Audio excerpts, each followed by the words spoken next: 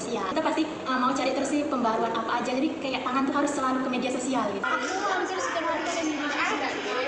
Kalau saya sendiri cukup sering ya, karena untuk mengurangi rasa gabut karena kegiatan sehari-hari. Kalau saya sih pasti lebih sering, emang seringnya itu lebih ke hiburan. Jadi kalau untuk akademik jarang kali, lebih Masih posisi hiburan. Terus kemudian untuk belajar juga tadi lebih banyak dari Tujuannya cari referensi, cari tugas-tugas yang diberikan sama dosen. Iya, soalnya kan kayak kita itu kan nggak bisa lepas dari media sosial. Jadi sekalipun kayak ada yang emang harus dikerjakan kali, pasti curi-curi waktu juga untuk menggunakannya. Jadi kayak bisa fokus untuk satu hal harus kita kerjakan tanpa bisa mengalihkan diri dari media sosial itu, nggak bisa. Jadi, pastinya sulit ya kak, soalnya kan media sosial itu kayak sampai itu Kadang pernah ya sulit membatasi diri karena udah keseringan, tetapi saat ini agak menguranginya karena banyak kegiatan lain.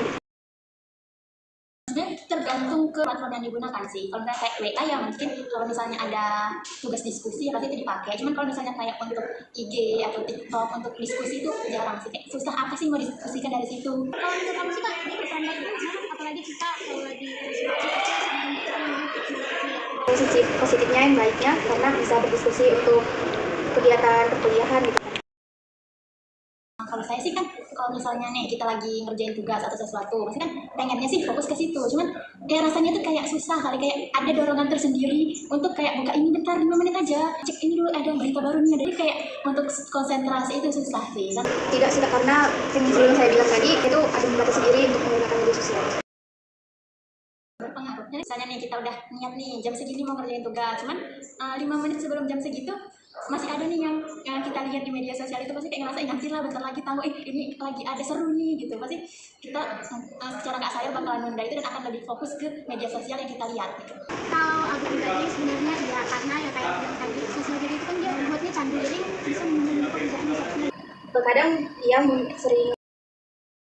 Nah itu sih sebenarnya untuk lebih ngaturnya benar-benar kita harus fokus ke satu hal itu untuk saya lebih sulit sih, karena mau gimana pun fokusnya pasti ada aja kita bakal ke distract untuk buka media sosial itu. Jadi untuk aku harus lebih memprioritaskan sama kegiatanku di luar HP, misalnya kalau misalnya aku olahraga atau nggak aku nyanyi, kalau misalnya masak bisa masak itu kan tidak tergantung pada sosial media. Biasanya bikin schedule gitu, kerjaan yang utama dulu saya kerjakan, baru nanti kalau sudah selesai bermain media sosial.